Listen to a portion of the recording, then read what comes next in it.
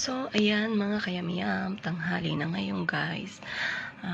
Sabado ngayon. Ito nga guys na kapag Sabado dito guys, conforme pa rin talaga sa bawat pamilya. Okay, sa isang pamilya na mapuntahan mo.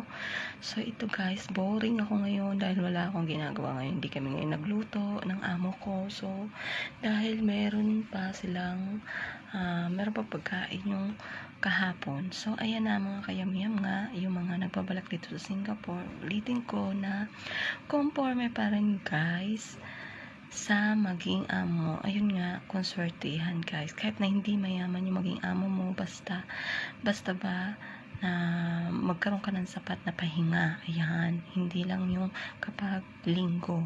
Kasi ako guys, ganito ngayon dito.